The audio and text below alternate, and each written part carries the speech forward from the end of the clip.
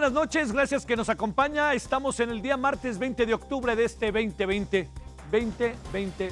320 es en nuestro calendario el día de hoy, segundo día de la semana, día martes. Bueno, diversos temas el día de hoy. Le adelanto, ahí andan en el Senado, en la vieja casona, bellísima vieja casona, allá del centro de Donceles, la zona que corresponde, bueno, pues donde estaba la vieja casona y de Belisario Domínguez. Bueno, lo que le quiero decir es que ahí están los senadores discutiendo el tema de los fideicomisos. Pero déjeme decirle que antes de ello, hoy nos llamó particularmente la atención una declaración que hizo la secretaria de Gobernación, Olga Sánchez Cordero.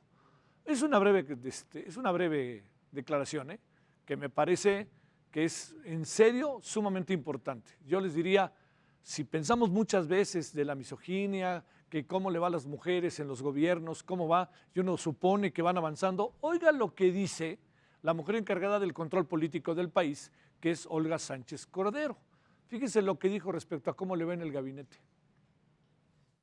Y por supuesto que dentro del gabinete, inclusive hoy en día, hay temas de misoginia muy considerables. Había veces, inclusive en estos gabinetes de seguridad exclusivamente de varones, en donde en ocasiones mi opinión, y digo no por el presidente, al contrario, el presidente siempre me ha dado un lugar, pero entre los miembros, una participación mía podría inclusive no ser tomada en consideración en ese momento, aunque yo tuviera la razón y aunque estuviera aportando algo importante. Claro, las cosas no han sido fáciles, ni serán fáciles todavía para muchas mujeres. Que conste que ni más ni menos que la encargada del control político del país, Olga Sánchez Cordero. Me pregunto qué pasará con otras secretarias de Estado, Irmeréndira Sandoval, qué pasará con Luisa María Alcalde, con las otras secretarias, por mencionar algunas, ¿no? ¿Qué es lo que estará pasando? Oiga, ¿qué tal si le bajamos, no le bajamos, qué tal si nos vamos a otro poder? ¿Qué pasará con las diputadas a pesar de que hoy hay equidad de género? ¿Qué es lo que sucederá? Porque recuerdo muy bien que hace algunos años las mujeres, ¿a dónde las mandas? ¿A qué comisión? A la de Cultura, ¿no? O como una candidata o una mujer que quería ser gobernadora de Querétaro, Silvia Hernández, que un día dijo, oigan, yo quiero ser, he trabajado, priista ella, que he trabajado, le he batallado muchísimo, y cuando le dijeron, no, hombre, no te metas ahí, hay muchos leos, hay mucha corrupción, hombre, ¿para qué te metes ahí? Pues si lo que quiero es cambiarlo, decía así, cambiar todo eso, decía Silvia Hernández. Bueno, esto pasa en la propia casa de este país y de este gobierno, como bien dice Olga Sánchez Cordero, de que es difícil, es difícil. ¿Qué tenemos esta noche? Varios asuntos que creo que le pueden ser importantes. Primero, van porque van los fideicomisos. En eso estamos y al ratito nos dirigiremos al Senado, a la vieja casona del Senado, para hablar de ello. ¿Qué pasa con el señor hoy, Salvador Cienfuegos? Pues por lo pronto, a pesar de los $750,000 que presentó para que fuera fianza, le dijo el juez no y vámonos, lo van a mandar a Nueva York seguramente la semana que entra o esta misma semana. Bueno, hoy con COVID-19, un aviso muy importante para los que vienen a la Basílica de Guadalupe o los que vivimos en la Ciudad de México y que eventualmente vamos a la Basílica de Guadalupe. Les quiero decir que no va a haber festejo el 12 de diciembre. Se van a cerrar las puertas de la Basílica, pero esto pues se ha de imaginar que no es porque uno quiera o no quiera o porque uno esté de buenas o malas, sino que hay que evitar el contacto. Hemos visto cada cosa últimamente y además tenemos un repunte que en un rebrote. Escuchemos y identifiquemos bien las palabras. Repunte, no rebrote. Rebrote hubiera sido que lo hubiéramos controlado y como dice un amigo, controlado mangos. Bueno, y finalmente dos asuntos más. Hoy se dio a conocer una nueva iniciativa organizacional en nuestro país que se llama Sí por México, hablaremos sobre ello y cerraremos el día de hoy con un tema también muy importante. Estados Unidos en el proceso electoral. En las 2 últimas semanas se ha metido de cabo a rabo el factor COVID y vamos a hablar de ello con Amy Glover al ratito. Empezamos.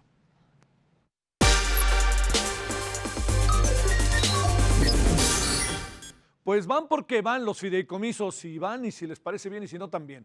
Hoy continuaron las protestas en el Senado de científicos, víctimas de la violencia, exbraceros, entre otros sectores, en rechazo a la desaparición de los fideicomisos.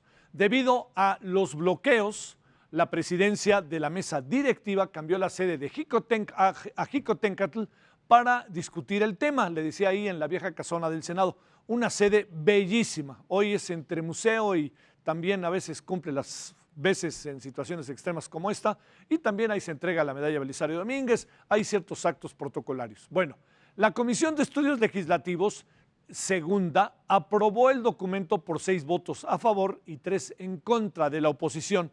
Ayer pasó por la Comisión de Hacienda, por lo que el dictamen fue enviado para su discusión en el Pleno, misma que se está realizando en este momento. En cualquier momento nos vamos a ligar a la sede, a la sede del canal, a la sede del Senado vía el canal del Congreso para que usted vea lo que en tiempo real está sucediendo en las transmisiones que el canal del Congreso viene desarrollando de manera sistemática. Uno se ha ido enterando, en verdad, el canal del Congreso está cumpliendo una función muy importante. No es fácil una transmisión de esta naturaleza. Yo le planteo lo siguiente: ellos tienen todo el equipo allá en el Senado, entre Reforma y Insurgentes, y ahora tienen que movilizar todo el equipo hasta el Senado de a la vieja casona, donde era la sede del Senado, allá en la calle de Donceles, en Jicotencatl. Esta señal que tengo yo a mi izquierda es la señal del canal del Congreso, nada más para que vea usted, es una sede bellísima, pero más allá de ello, pues bueno, vámonos con esa señal que vamos a tener ahí y nos vamos directamente con Misael Zavala, que se encuentra en la zona. Misael, ¿qué es lo que has encontrado? ¿Qué ha pasado? Te saludo, muy buenas noches, Misael. Buenas noches, Javier, buenas noches al auditorio. Efectivamente, como bien lo comentas, pues en esta antigua casona de Jicotencatl se lleva a cabo en estos momentos la sesión ordinaria del Pleno del Senado de la República, donde pues en medio de un fuerte dispositivo de seguridad por parte de la Policía Capitalina, que bloqueó los accesos a esta antigua casona, llegaron los senadores de la República. En estos momentos hay 79 senadores de la República que hicieron quórum para iniciar los trabajos. Más tarde se van a ir sumando seguramente más senadores para pues que se llegue a un número más alto de legisladores en esta sesión, debido a que pues sí se necesita más legisladores para continuar con la votación. Y bueno, inició esta sesión, pero inició muy atropellada, en medio de gritos por parte de la oposición y de Morena, debido a que pues la oposición estaba exigiendo que se les mostrara el documento de la Secretaría de Salud, donde avalaba que pues sí se podía realizar una sesión ordinaria en esta antigua casona de Jicotencatl, debido a que es un lugar pues muy cerrado, muy pequeño a comparación del Pleno del Senado de la República en Reforma e Insurgentes. Y bueno, los senadores de oposición estaban muy reacios a continuar con esta sesión, decían que se tenía que cancelar debido a que pues no hay las condiciones sanitarias, debido también a que pues en la Ciudad de México ha habido un mayor número de contagios por el coronavirus. Después la discusión se enfrascó en el tema del senador Alejandro Armenta, que hace al menos 11 días reportó que pues, tenía un contagio, había sido reportado como contagio de COVID, había dado positiva esta prueba que se había realizado. Él mismo dijo en sus redes sociales que pues había dado positivo y que después de 11 días estaba ya en este Senado, en esta antigua casona de Jicotencatl, pues conviviendo con otros senadores. Y bueno, eso también pues fue tomado como bandera por parte de la oposición para suspender esta sesión. Sin embargo, no se logró el quórum definitivamente, y comenzó ya la sesión. En estos momentos ya inició la discusión, el debate para extinguir los 109 fideicomisos, entre ellos algunos de la ciencia, de deportes, de exbraceros. Y bueno, se antoja una jornada larga, porque pues lo van a aprobar primero en lo general, se darán algunas discusiones y luego se va a aprobar en lo particular. Y bueno, se van con las reservas. El Partido del Trabajo anunció que votará en contra, a pesar de ser aliado de Morena, y dijo que va a registrar 30 reservas, nada más y nada menos. Se antoja una noche larga, y por alrededor de las 11 de la noche pues parece que se estaría aprobando ya en lo general. y en lo particular pues todavía estaríamos por aquí en la antigua casona de Jicotencatl, dando el reporte, porque bueno, no nos dejaron pasar, sin embargo habilitaron una sala de prensa, en unas calles aledañas donde bueno se puede seguir la sesión, y no le dejaron entrar la prensa ni a camarógrafos, ni a fotógrafos, ni a reporteros para atestiguar cómo se está llevando a cabo esta sesión, Javier. Así es como va esta sesión atropellada, y bueno, vamos a esperar a que se apruebe en los próximos minutos, ya que pues Morena y sus aliados pues hay una mayoría en este Senado. Oye, Misael Zavala, la impresión que tengo, incluso hoy hablando con la senadora del PT, con Nancy Sierra, ¿no?, que está en contra de que se extingan todos los fideicomisos. Misael, la impresión que tengo es que no hay concesión alguna. Quieren desaparecer todos. Va a haber discusión en lo particular, si quieres, pero van por todo el carro completo, hasta donde entiendo, ¿no? Sí, así es, van a aprobar, ahora sí que van a aplicar la aplanadora. Ya lo anunciaba también la senadora Xóchitl Gálvez, el senador Gustavo Madero, incluso hicieron una protesta fuera de esta antigua casona de Jicotencatl, se tiraron al piso simulando que bueno, iban a ser atropellados por Morena esta sesión, porque saben que no tienen el número de votos para frenar esta desaparición de 109 fideicomisos. Van a desaparecer todos. En estos momentos está Alejandro Armenta. Bueno, hace unos minutos estaba el senador Alejandro Armenta hablando en esta sesión y diciendo pues que son alrededor de 68,000 millones de pesos los que se estaría teniendo estos fideicomisos, y que bueno, se estarían utilizando, pues ya lo dijo claramente él, para cualquier contingencia por la pandemia de COVID-19, y bueno, también afirmó pues que se van a garantizar apoyos a atletas, a científicos, a investigadores, a exbraceros, a todos los que estaban siendo o están siendo todavía en este año apoyados por estos 109 fideicomisos. Bueno, sale. Hasta el rato, Misael, ¿no? Cualquier cosa, luego nos llamas allá desde Jicotencatl. Claro, sí, cuando se apruebe, yo regreso la llamada. Claro, órale, gracias. Así se dice Misael, cuando se apruebe, pues ya sabes lo que va a pasar. A ver, déjeme hacer una pregunta nada ociosa. Se asegura, incluso con el video que ahorita vamos a ver, de que un mensaje en las redes del secretario de Hacienda, a ver si uno acá alcanza a entender. Se asegura que se va a seguir apoyando a los científicos, derechos humanos, académicos, deportes de alto rendimiento, cine, cultura, etcétera, ¿no? Eso dicen, que se va a seguir haciendo. Pero al mismo tiempo se dice que el dinero de los fideicomisos va a ser por el coronavirus. Entonces, ¿de dónde va a salir el dinero en donde aseguran que va a ir aquí, y aquí, y aquí, y acá? Esa es la pregunta. Ese es el asunto. No es que no sea importante lo del coronavirus. Por Dios, usted si nos ha seguido sabrá lo que pienso de eso. Pero el asunto está en ¿de dónde? Pues las piedras no sacan lana, ya se acabó el guardadito, todo eso. Yo creo que es un asunto que merece una explicación un poquito incluso más sensata y más estratégica de la que se está dando. Bueno, el avesado secretario de Hacienda y Crédito Público, el señor Arturo Herrera, el día de hoy aseguró que no se quitarán recursos al sector educativo. Cuestionó la funcionalidad del Fonden y así lo hizo. Este es, creo que su tercer o cuarto video de Arturo Herrera en que ha venido explicando algo que resulta muy difícil de entender. A ver, veamos. El CIDE, como todas las comunidades ligadas a institutos de investigación y de educación superior en nuestro país, deberían estar tranquilas. La desaparición del fideicomiso no hace más que eliminar el mecanismo a través de que se fondeaban ciertos recursos, pero esos mismos serán fondeados ahora a través del presupuesto. Hoy el Fonden, al último día de agosto, tenía 4.911 millones de pesos en su cuenta, es decir, con eso tenía para enfrentar desastres naturales. Pero solamente por los compromisos de los huracanes anteriores y de los sismos del 2017, tiene ya pasivos por más de 18,000 millones de pesos, de tal forma que la posición neta del Fonden es de menos 13,123 millones de pesos.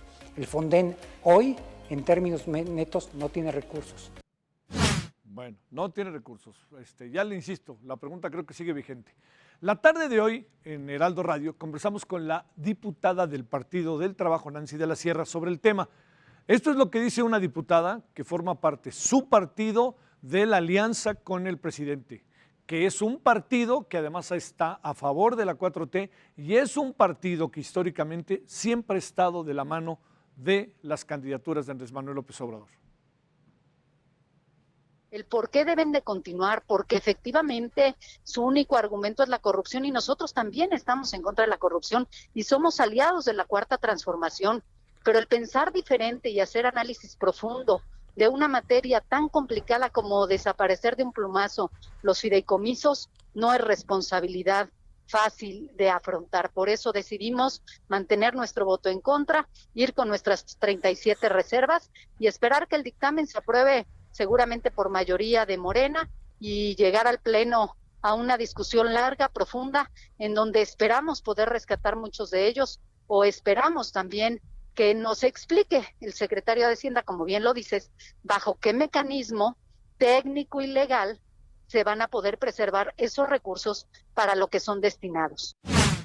Bueno, partamos de que entonces da la impresión de que a las 11, 12 de la noche o a las 3, 4, 5, ¿a qué horas quiere? Mañana a las 8 de la mañana va a estar aprobado todo. Va a estar aprobado la extinción, la desaparición de los fideicomisos. Hay muchas preguntas pendientes, pero yo creo que también aquí hay algo de fondo que es muy importante atender antes de irnos con nuestro siguiente asunto. ¿Qué es lo siguiente? A ver, en buena medida, la gobernabilidad a la que apostó la sociedad mexicana tiene como muchas variantes. Una de las más importantes, ¿sabe cuál es? El debate, la discusión y el escuchar razones, que en muchas otras ocasiones, usted y yo lo sabemos, hasta hoy gente joven lo puede tener en su memoria. Resulta que cuando se aprobaba una cosa se echaba la maquinaria completa y adiós, que te vaya bien. Entonces, aquí lo que llama la atención es que no es del otro lado, la posición del otro lado, diría en contra de la desaparición de los fideicomisos, tiene como uno de sus ejes centrales la defensa de partes, aspectos, áreas, circunstancias fundamentales de la sociedad. La ciencia, la academia, la investigación, los estudiantes, el cine, la cultura, el arte, el deporte, derechos humanos, defensa de periodistas, en un país en donde se mata a los periodistas como en ningún otro país del mundo, y es por eso que ahí se tenía, y es por eso que eso estaba. Que hay fideicomisos que han de hacer una serie de barbaridades, investiguemos, vamos tras ellos, pero no agarremos el machete y démosle pack y vámonos, que todo desaparezca. No tiene sentido, porque las argumentaciones posteriores, ulteriores que se están dando sobre este tema, están colocando que los desaparecemos. El dinero lo mandamos a todo lo que tiene que ver con el sistema de salud. Y entonces uno diría, si todo el dinero se va para allá, ¿de dónde va a salir el dinero que iba para acá? Ese es el asunto. Y yo creo que uno piensa que la gobernabilidad nueva debe de tener debates nuevos, audaces, que se busque la manera de entendimiento, no que pase por encima de la maquinaria. Vamos con más.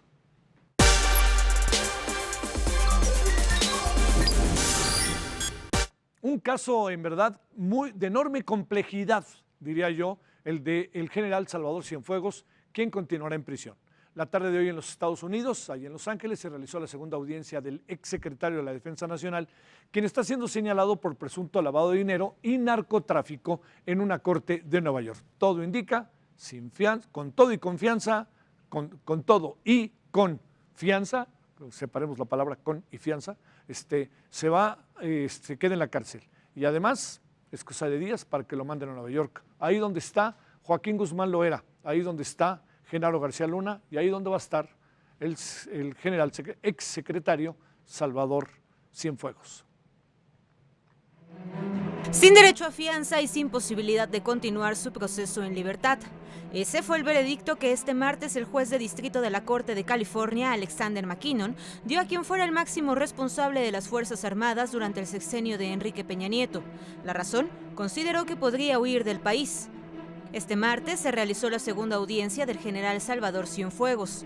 Solo duró 15 minutos. La defensa ofreció $750,000 a cambio de llevar el proceso en libertad, pero fue negado.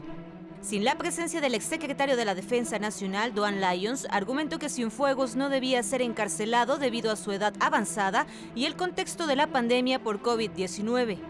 Aquí en México, el jefe del Ejecutivo Federal, Andrés Manuel López Obrador, aseguró que será el vocero del caso Cienfuegos. Nos interesa tanto por su delicadeza que yo quiero ser el vocero para que no hablemos todos y se evite una manipulación de la información.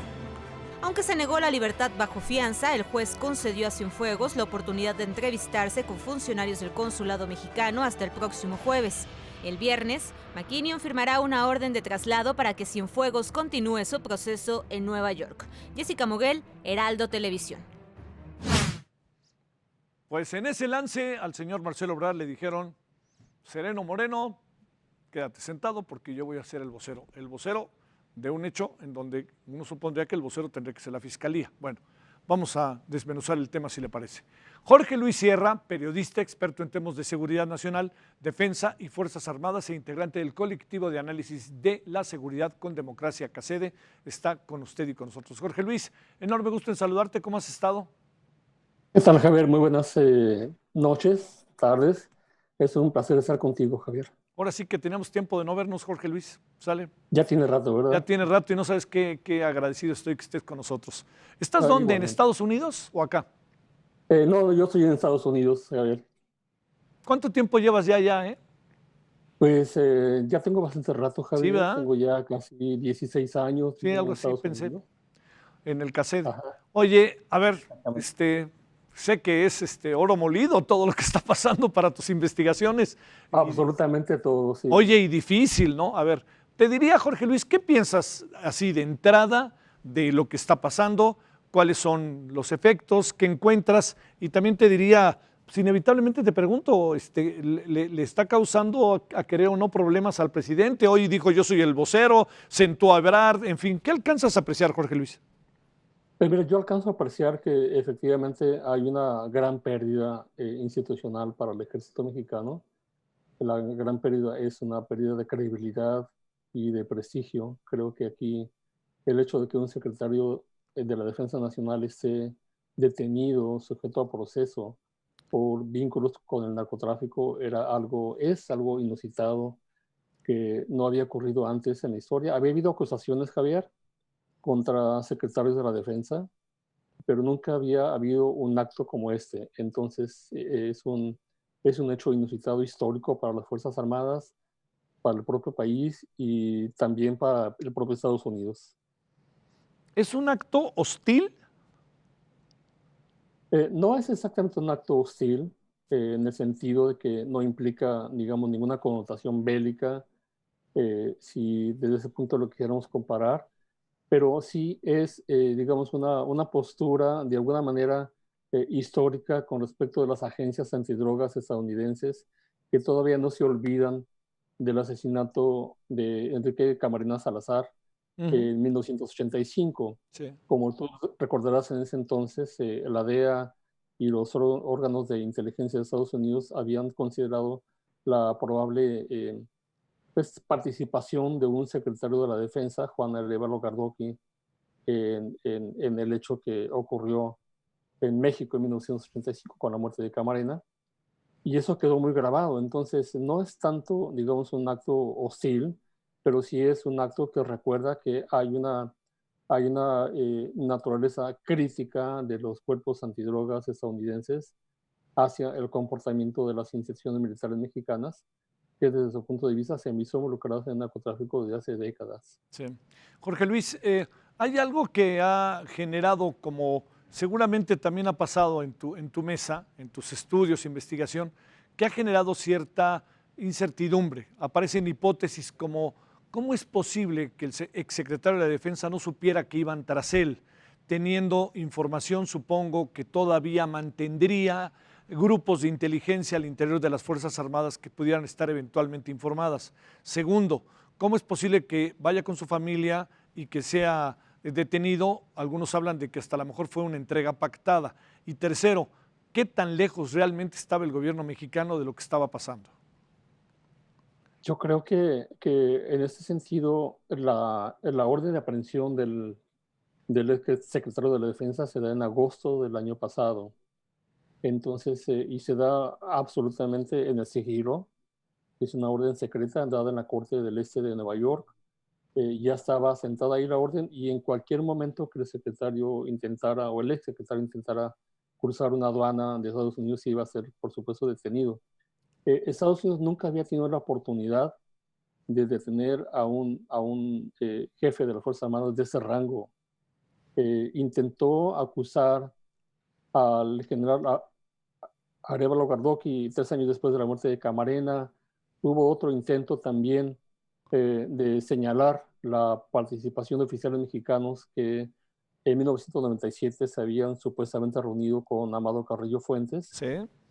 Fue parte de un dossier que le entregó la DEA a la entonces procuradora Janet Rino en 1997. Nunca se supo en ese entonces cuál era el nombre de las personas del ejército que se habían reunido con Amado Carrillo Fuentes.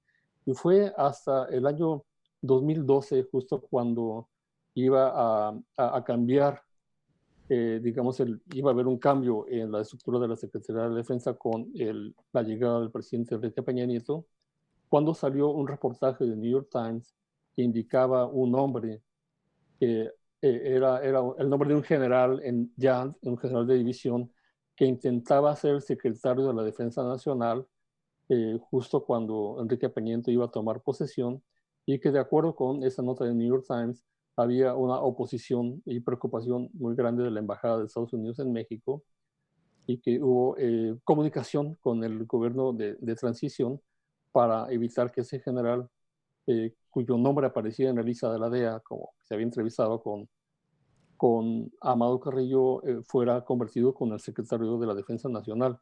Finalmente no quedó ese general, lo sucedió el general Salvador Cienfuegos, pero sí se le mantuvo en la estructura militar, recibió un cargo como jefe de una de las regiones militares del país.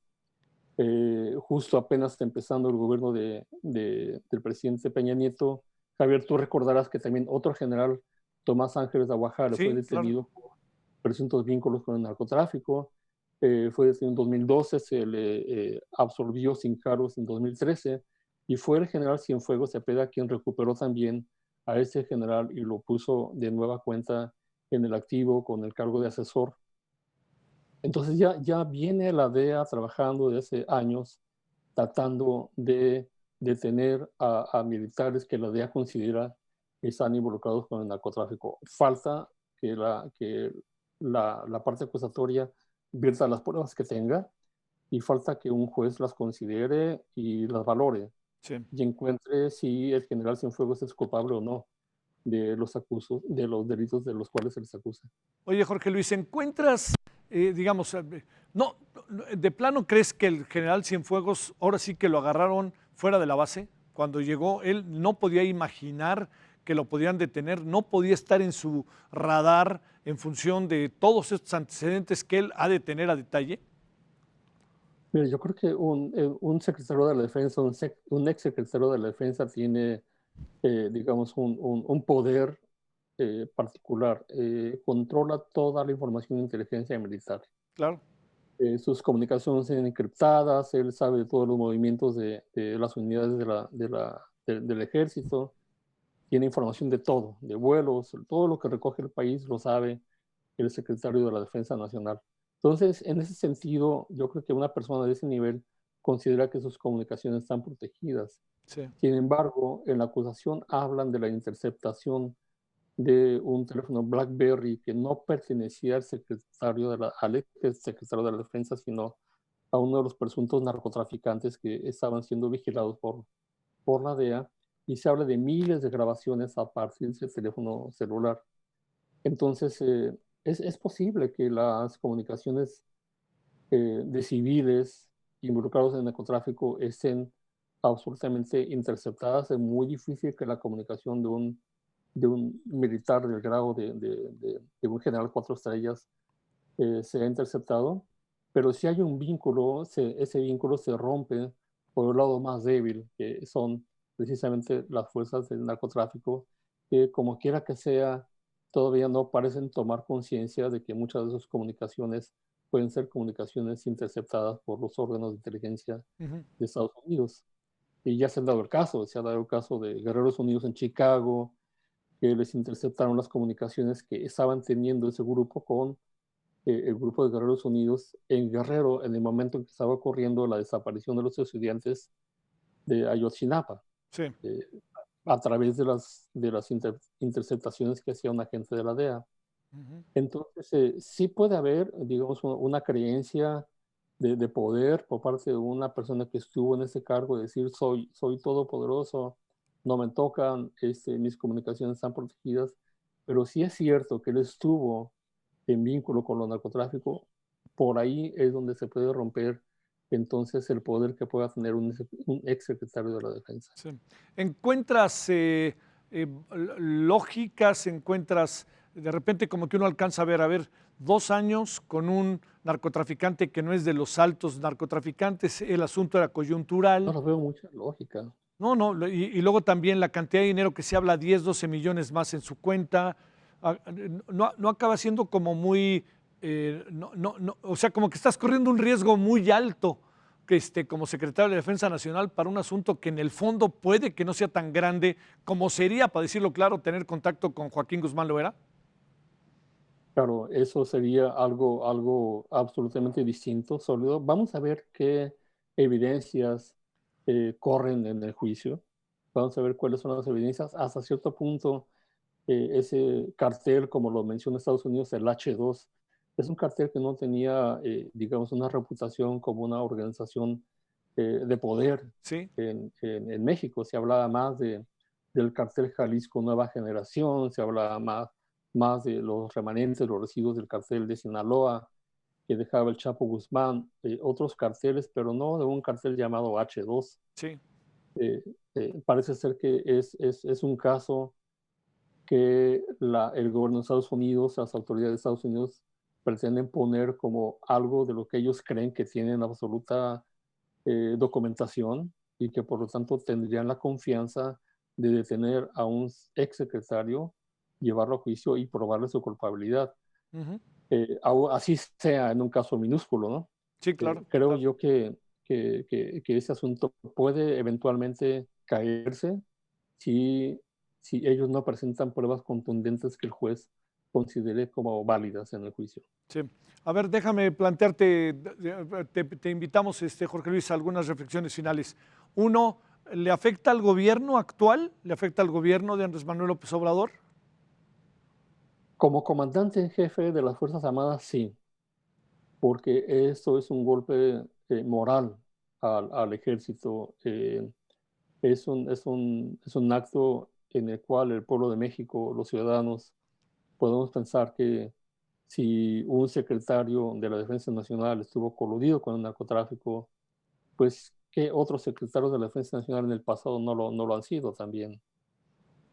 ¿Quiénes más de los colaboradores del actual secretario de la Defensa Nacional que estuvieron en otros cargos de la pasada administración no están también involucrados en el narcotráfico? Entonces hay un golpe a la moral de la institución y a la credibilidad que pueda tener la gente, el ciudadano común en la institución armada. Pero por otro lado, creo yo que como es un asunto político de por medio, porque eso ocurrió en un gobierno que no es el de la Cuarta Sí, Transformación, me parece que políticamente el presidente Andrés Manuel López Obrador tiene, digamos, un espacio de claro, movimiento, no claro. es su gobierno, no son sus Fuerzas Armadas, no es su secretario de la Defensa, entonces ahí tiene cierto espacio para moverse López Obrador. ¿Sabía o no el presidente, más allá de este mensaje que le dice, que nos cuenta que la embajadora de México en Estados Unidos, Marta Bárcena, lo había alertado 15 días antes, no de que lo iban a detener, sino de que había una lista de personas investigadas y entre ellas estaba el exsecretario de la Defensa? ¿Qué pudo haber pasado ahí, Jorge Luis? Es muy difícil que un presidente mexicano cuyas Fuerzas Armadas están colaborando con Estados Unidos y no hay vínculos, digamos, de intercambio de inteligencia, es muy difícil que no esté enterado. Yo creo que Estados Unidos ha desarrollado más confianza en los últimos años pues en la Marina, en la Secretaría de la Marina hay una actividad, digamos, de intercambio mucho más fluida con la Marina que la que existe con el Ejército. Entonces es muy difícil que el presidente mexicano no haya tenido información previa de lo que iba a pasar. Es un asunto delicado. Creo que la reacción de este gobierno fue una reacción mesurada, cauta, Sí. no fueron de inmediato a una declaración nacionalista contraria a lo que estaba ocurriendo, sino fue una medida realmente cuidadosa. No hubo una protesta, no hubo un reclamo como la que hubo cuando acusaron al general Arévalo Gardoqui, no hubo tal. Entonces, creo yo que sí es muy posible, Javier, que el actual presidente haya estado informado por sus propios cuerpos de inteligencia. A ver, una última, si se puede rápido la respuesta. ¿Le sirve a Trump o esta especulación de que a Trump le sirve, pasa de largo en momentos como el que estamos viviendo en Estados Unidos? Estamos exactamente en el momento crítico de la elección, Javier. Creo que se está viendo una votación anticipada que está acudiendo toda la gente a votar. Las casillas electorales están llenas. La gente está votando, tanto demócratas como republicanos. Entonces hay una efervescencia electoral ahorita en estos momentos. Y claro que a Trump le sirve dar un golpe espectacular, de tener a un secretario de la defensa, dar un golpe, dar una muestra de poder. En estos momentos es un acto también electoral, por supuesto, débil, porque realmente si uno ve las portadas de los periódicos al día siguiente de la detención, el viernes, sí.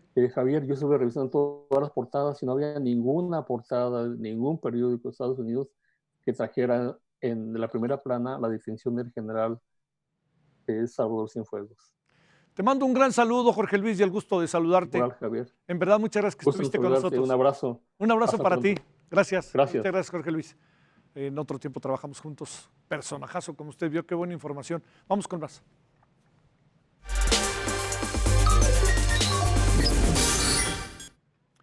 La Basílica informó que el homenaje de este año para la Virgen de Guadalupe, que se realiza entre el 11 y 12 de diciembre, ojo, por favor, fieles a la guadalupana, que yo creo que somos todos, más bien fieles a la guadalupana somos todos, más que cristianos, católicos o cosa parecida.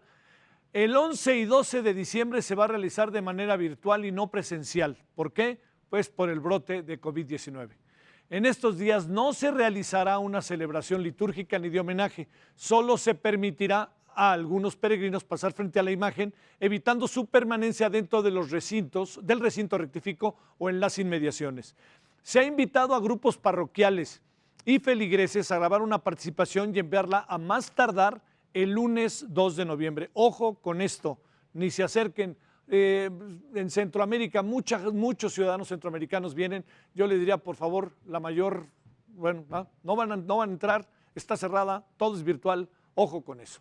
Bueno, para que tenga usted una idea de la magnitud de esto, entre el 11 y 12 de diciembre acuden a la Basílica de Guadalupe entre 7 y hasta 10 millones de visitantes. Cada año se realizan, ahí lo tiene usted en pantalla, más de 3,000 peregrinaciones. 5,000 personas caben dentro del recinto que están circulando, por supuesto. Esto le da posibilidad de que hasta 10,000 personas estén viendo al mismo tiempo lo que está pasando al interior de la basílica. Esto es para que se dé usted una idea de lo que pasa allá adentro. Bueno, hoy platicamos con Bernardo Barranco sobre este tema. Hablamos sobre la Fratelli Tutti, todos hermanos, una encíclica del Papa Francisco formidable que hay que leer, como lo platicábamos hoy, pero le preguntamos al final, le dije, oye Bernardo, ¿cómo ves que no va a haber 12 de diciembre como lo hemos tenido en lo general, como lo hemos vivido a lo largo de toda la vida? Pues, ¿no? Fíjese lo que nos dijo Bernardo como para reflexionar. Pues yo creo que es un golpe fuerte para la religiosidad popular y sobre todo en estos momentos de mucha incertidumbre, de momentos de mucha zozobra, de crisis, de pérdida de familiares, de temores, que encuentran en la Virgen de Guadalupe un refugio, porque la religiosidad popular es eso, es la fe de los sencillos. Y cuando un Estado no te responde, un sistema de salud que es incapaz de poder solucionar problemas o tiene grandes dificultades, la gente recurre a su fe. Anotemos, la gente recurre a su fe. Bueno, vamos con la información del COVID. Hoy se reportan 860,714 casos acumulados de coronavirus. Son 5,788 más. Ahí tiene usted la cifra de 854, 860, 5,788 más. El número de personas fallecidas de los últimos días. Lo que pasa es que tenemos el dato de ayer a hoy, pero uno sabe que se va conjuntando la información. Yo creo que en cuánto tiempo lamentablemente llegaremos a 100,000. Yo creo que a lo mejor una semana, por ahí así, ¿no? Hijo, ¿ustedes creen que fin de semana? Me dicen aquí en la cabina que fin de semana, híjole. Pues mire, por lo pronto mañana vamos a estar en 87,000 ya. Pero bueno, pues es bueno. Comparativo de decesos, ayer 86,000, hoy tenemos 87,000, bueno, ahí tenemos casi 87,000. Sospechosos COVID, ayer teníamos 308,255, hoy tenemos 314,126. Esto significa un incremento de 5,871. Para cerrar, en lo que corresponde a los cuadros comparativos, en los infectados activos, ayer teníamos 40,830, hoy tenemos 43,226, el incremento está en 2,396. ¿Cómo van los estados de la República Mexicana? La propia Ciudad de México, de la siguiente manera. No cambia nada en cuanto al orden, sigue cambiando, como usted lo sabe, el número de personas que va incrementándose el número de personas, por eso él lo tiene. Y otra información, hoy causó creo que un poco de confusión, porque incluso el propio afamado vocero dijo que había un rebrote. Para que haya rebrote tiene que haber un control de la pandemia y entonces la pandemia vuelve a surgir. Un rebote sería diferente. Y también, le cuento, teníamos, como aquí nos lo han explicado en varias ocasiones, tenemos una meseta, particularmente en la Ciudad de México, nos hemos quedado un poco como aplanados, ¿no? Que es muy difícil bajar, ¿no? O sea, puede subir y bajar en escasos números, según explican los especialistas, los médicos, etcétera. El propio vocero lo ha explicado. Pero el asunto está en que el problema que estamos teniendo es que estamos teniendo un rebote. ¿Qué significa esto? ¿No? Vámonos para arriba. No significa que ya resolvimos el problema y nos aparece, sino que estamos aquí y viene un rebote. Eso es lo que nos tiene muy preocupados en todo el país, en algunos lugares más, otros menos. Hoy hizo referencia a ello la jefa de gobierno de la Ciudad de México. Bueno, pausa.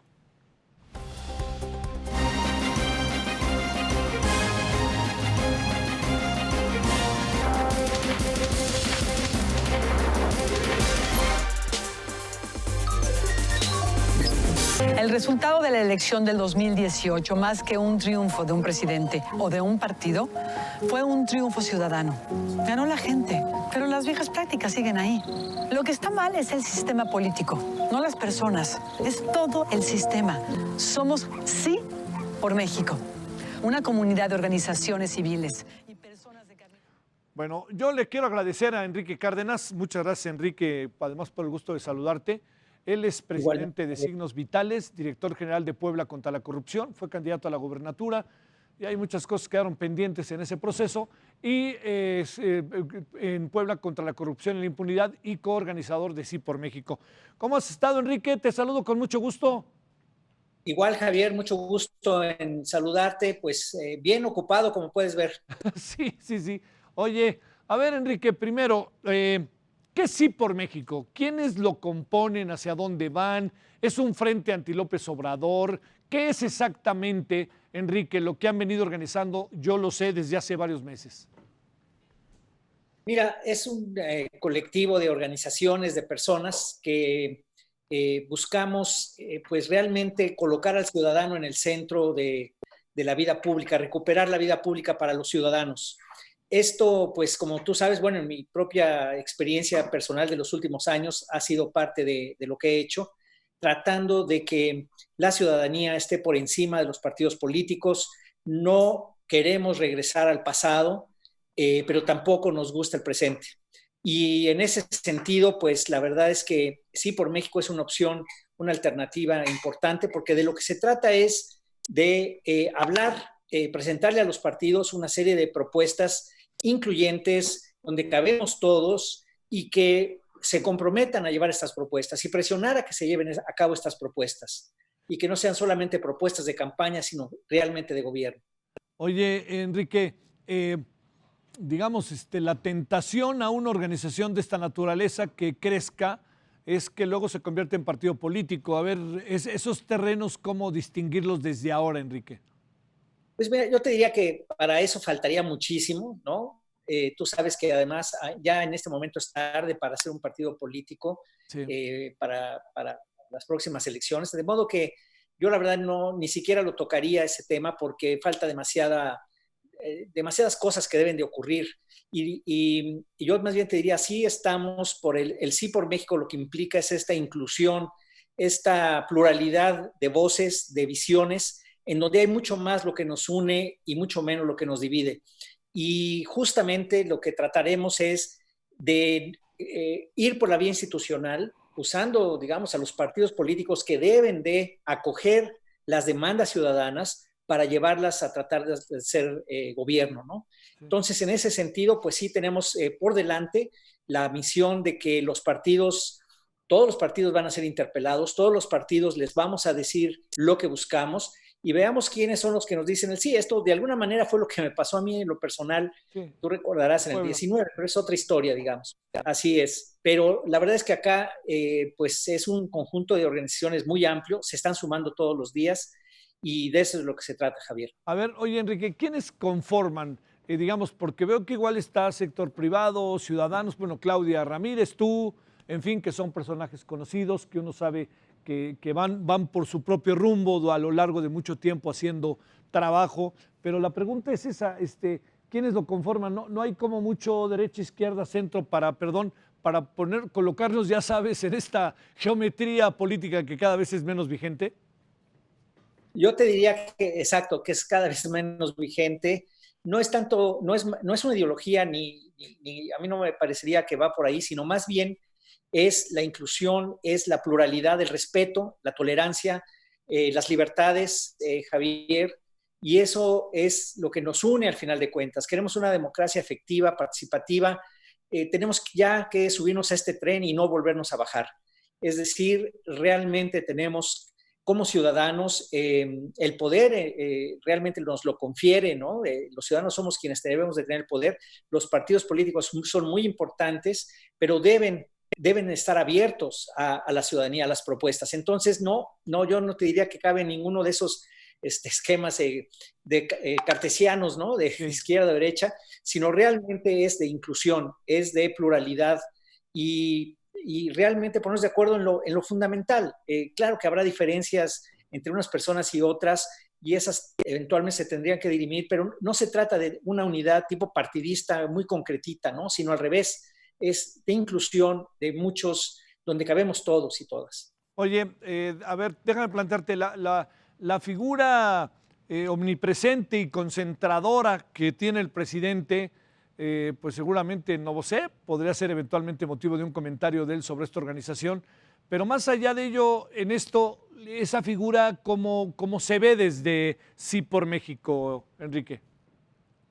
Mira, lo que se ve es que la gente votó en el 2018 porque estaba harta de muchas cosas que habían pasado mal. Y había promesas muy concretas de cambio, de transformación, de lucha contra la corrupción, de sacar a los militares de llegar a una paz, etcétera. Y estas promesas no se han cumplido. No se han cumplido a la fecha. La situación no está bien. Ahora sí que en Signos Vitales lo vemos todos los días, sí, en donde la economía está colapsada, la salud, todo el tema sanitario, hombre, es una tragedia lo que hemos estado viviendo. Y por lo tanto, lo que queremos es que haya una agenda ciudadana donde esté la justicia, la paz, la economía incluyente, una igualdad efectiva con las mujeres, el medio ambiente, en fin, una serie de temas que nos unen a todos y que había una promesa de ir por allá, que se necesitaba ir por allá. La gente votó por esos cambios y la verdad es que no han llegado. Ese es el tema, Javier. Oye, a ver, ¿y cómo funciona la organización? Porque, digamos, se convierte en nacional, ¿cómo vas conjuntando? Digamos que la pandemia nos ha ayudado a hacernos profesionales del Zoom, ¿no? Pero, digamos, ¿cómo echas a andar una organización que requiere de la gente, que requiere de la participación de la gente? Bueno, mira, efectivamente el Zoom tiene sus cosas buenas y malas, ¿no? Pero las cosas que nos ha permitido es casi una omnipresencia, porque pueden estar casi en cualquier lugar y poder estar participando. Y esto, naturalmente, se está ayudando de las redes, de la base tecnológica indispensable para poder conformar una organización ciudadana amplia. en donde la gente puede mandar sus opiniones, sus puntos de vista. Estaremos presentando, hemos trabajado también en una serie de propuestas, repito, generales, pero también muy aterrizadas, Javier. Hay que decirlo, están muy, muy aterrizadas, incluso para saber cuánto costarían hacer ciertas cosas, de dónde podrían salir los recursos, en fin, una serie de propuestas que son factibles, que son necesarias y que son además causas muy sentidas por mucha de la población.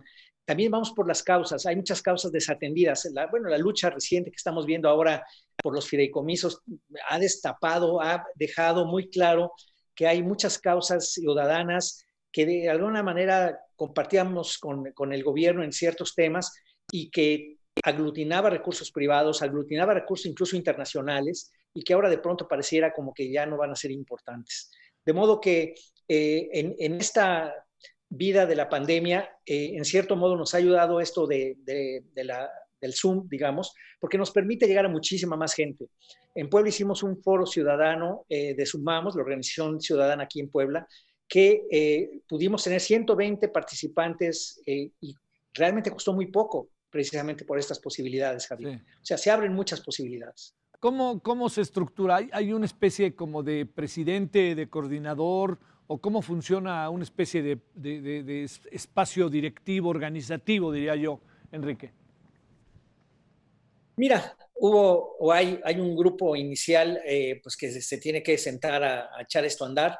Ese es un grupo de más de 20 organizaciones, pero ya no es importante, ahí no hay ni siquiera ni una presidencia, ni mucho menos, es un grupo amplio que tiene que tomar ciertas decisiones, pero que va aglutinando, y esa es la idea, que aglutinemos, y estamos en ese proceso de ir captando organizaciones, que ha sido muy rápido, la verdad, en estas pocas semanas, 2 semanas, 400 organizaciones, porque hay una sed realmente, Javier, de tener algo por qué ir. El abstencionismo que vimos en este fin de semana o en el 2019 cuando me tocó a mí con 33% de participación, pues en realidad te está diciendo que no ven opciones la gente, no ve caminos de participación efectiva, y lo que queremos es al contrario, abrir esas posibilidades de participación y de involucramiento, donde tenemos que rendir cuentas a nuestros legisladores en los estados, a los presidentes municipales, a los gobernadores y desde luego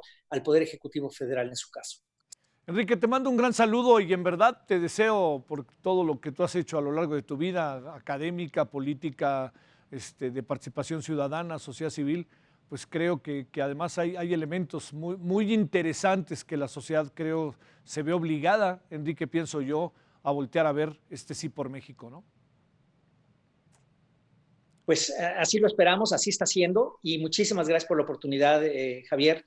Y sí, yo invito a que la gente se registre, que nos conozca primero, que vea de qué se trata, que vea qué es lo que estamos pretendiendo, que se registre y que luego podamos incluso multiplicarnos, ¿no? Eso es lo que necesitamos, que la ciudadanía tome el poder. Y recuerda una frase perdóname, Javier, rapidísimo. Sí, claro. De Platón que decía, una frase de Platón que siempre me impactó y que decía yo, he dicho mucho, una sociedad que se desentiende de lo público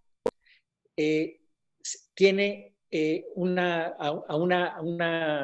un gobierno de lo peor, digamos, ¿no? Lo gobiernan los peores. Una sociedad que se olvida de lo público, lo gobiernan los peores. Y eso es lo que no podemos volver a permitir, Javier. Te mando un gran saludo, Enrique. Muy buenas noches. Gracias. Gracias, hasta luego. Gracias, muchas gracias, Enrique Cárdenas, presidente de Signos Vitales, una organización de la sociedad civil, director general de Puebla contra la corrupción y la impunidad y coorganizador de Sí por México, y además fue candidato a la gobernatura de Puebla en las pasadas elecciones. ¿Recuerda usted todo ese asunto en Puebla que fue tan complicado? El lamentable fallecimiento de la gobernadora, donde iba también el senador Moreno Valle, su esposo. Luego se hizo la elección, luego el candidato de Morena resultó muy controvertido, polémico.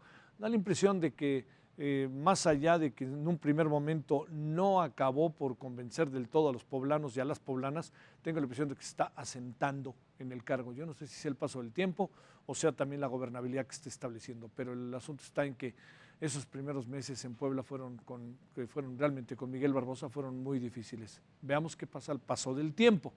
Por lo pronto les recuerdo que el otro candidato era Enrique Cárdenas, con quien acabamos de conversar. Bueno, vamos con un resumen de noticias.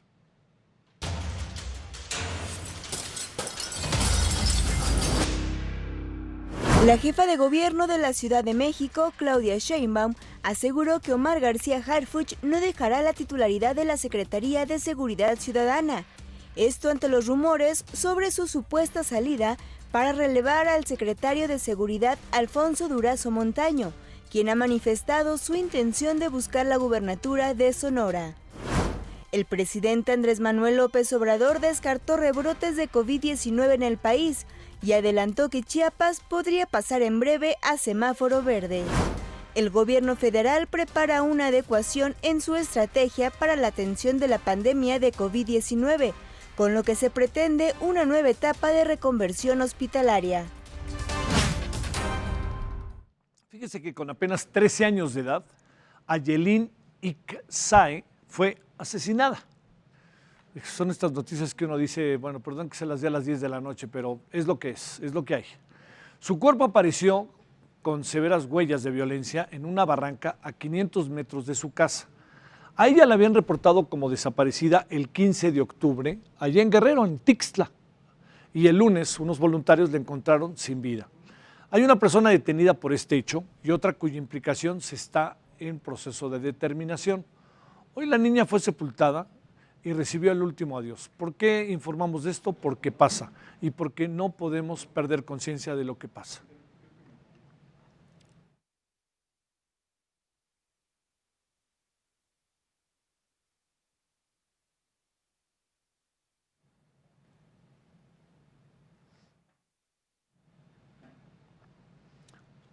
Esto pasó con Ayelin. En Morelos, 3 personas reportadas como desaparecidas desde septiembre fueron encontradas sin vida en una cisterna en los límites de Morelos y Estado de México. ¿Quiénes son? Aitana Valeria Ramírez, mujer trans de 28 años. Jonathan Carrillo Valdepeña, de 25 años. José Manuel Aguilar Velasco, de 21 años. ¿Dónde desaparecieron estas 3 personas? En Yautepec. Aquí hay un tema grande. Amigos y activistas LGTBI los reconocen y confirman la muerte de estas 3 personas. Pero la Fiscalía Estatal no se ha pronunciado. ¿Por qué no se ha pronunciado? Una buena pregunta. ¿Por qué no lo ha hecho? O porque no tiene información o porque anda evadiendo el asunto, que esa es otra posibilidad. Bueno, perdón por estos 2 hechos, pero es que están ahí. A mí me cuesta mucho trabajo y además entiendo la hora, lo difícil que es de repente digerir estos temas, pero ¿qué hacemos? Están ahí y a lo mejor nos pasan de largo si no nos detenemos en un medio de comunicación, en este caso nosotros, ¿no? Bueno, padres de niños con cáncer buscan apoyo del INE para recolectar firmas e impulsar reformas de salud. Lo que exigen desde hace más de 700 días son medicamentos para sus hijos.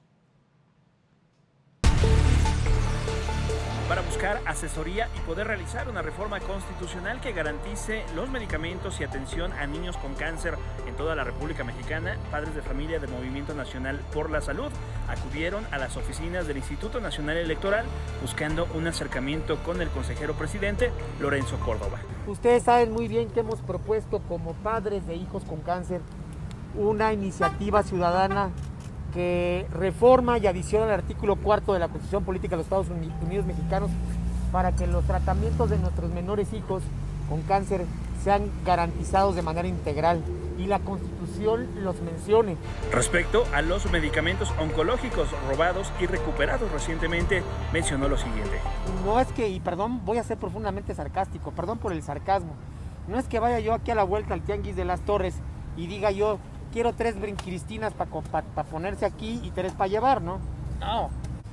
También si ustedes como personas, os digo, o sea, yo creo que a todos se nos hizo profundamente sospechoso la rarísima aparición de estos medicamentos, ¿no? Fue una rarísima aparición.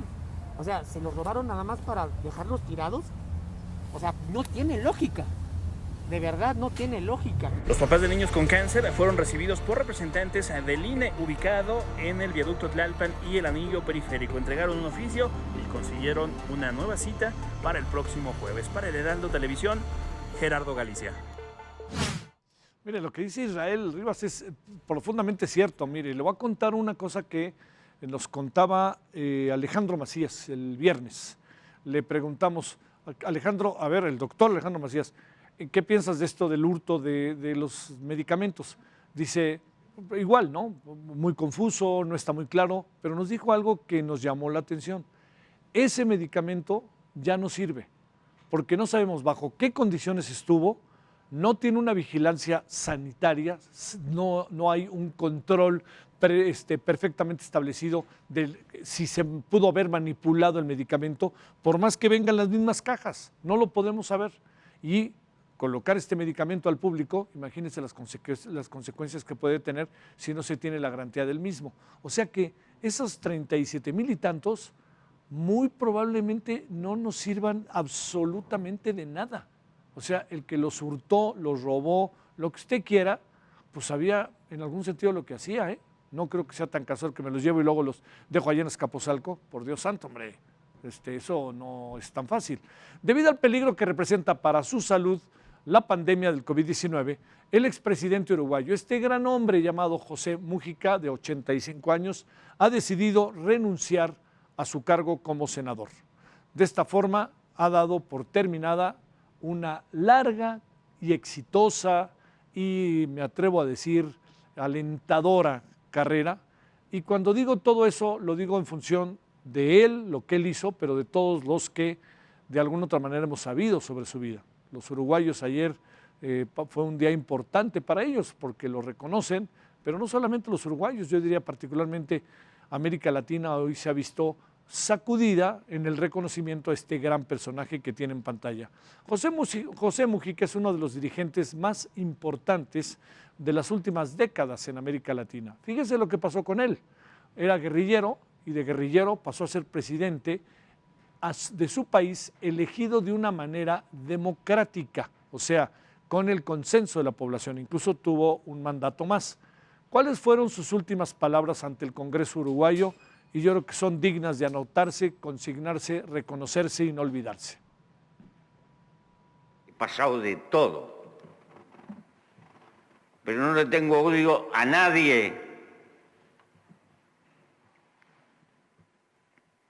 Y le quiero transmitir a los jóvenes, hay que darle gracias a la vida. Triunfar en la vida no es ganar, triunfar en la vida es levantarse y volver a empezar cada vez que uno cae. Gracias. Gracias, señora presidenta.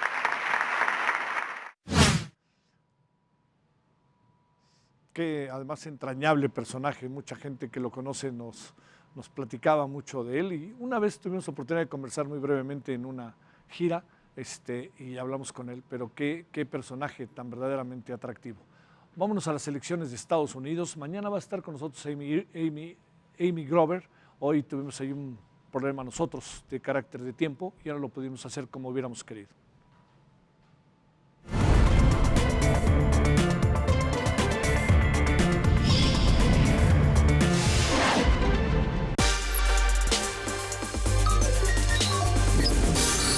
Por supuesto, le ofrecemos una disculpa a Amy. Ojalá mañana Amy esté con nosotros y podamos hablar con ella a detalle de lo que llamamos hoy el factor coronavirus en las elecciones de los Estados Unidos.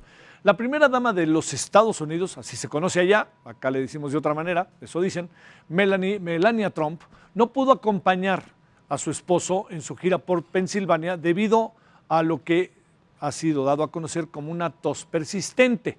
Su presencia era necesaria debido a que el tema central de la gira es el apoyo de las mujeres a la campaña por la reelección del señor Donald Trump. Le recordamos, ambos se contagiaron de COVID-19 hace 3 semanas, lo que alcanzó incluso a su hijo, que también acabó en las mismas. Pero bueno, dicen que no da, pues ya vimos que sí da, pero no fue Melania. Bueno, y el presidente de los Estados Unidos, ¿qué cree? Se peleó otra vez con la prensa de su país, en esta ocasión con la televisora CBS News. El mandatario aceptó una entrevista para el programa 60 Minutos, sin embargo, este duró menos de lo planeado porque Trump no regresó ante las cámaras. Tras lo sucedido, dijo en su cuenta de Twitter que la entrevista fue falsa y parcial y se fue, ahí tiene usted los twitters, se fue con todo en contra de la televisora, interrumpió, se paró y luego la propia televisora dijo varias cosas al respecto y bueno, ahí quedó este asunto, ¿no? Porque también se le fue encima al encargado del coronavirus, el señor Fauci, que ha hecho tan buen trabajo, pero le dijo hasta de la despedida desde hace varios días. ¿Qué estará pasando? ¿Serán signos de desesperación o qué será lo que está sucediendo en la campaña del señor Donald Trump? ¿Está viendo cerca escenarios que no vio, por ejemplo, hace 4 años? Vaya usted a saber. Bueno, ya nos vamos, pero nos vamos con estas imágenes. Desde el Senado. Un grupo de manifestantes rompieron una piñata y después la quemaron como acto de protesta por la extensión de los 109 fideicomisos. Dijeron que continuarán pidiendo se respete el fideicomiso para la protección de víctimas. Todo ello afuera del Senado, esta noche, ahí en la esquina de Avenida Insurgentes y Reforma. Les recordamos que sigue sesionando el Pleno del Senado allá en el centro de la ciudad. Hasta mañana, nos oímos a las 4, nos vemos a las 9. Adiós.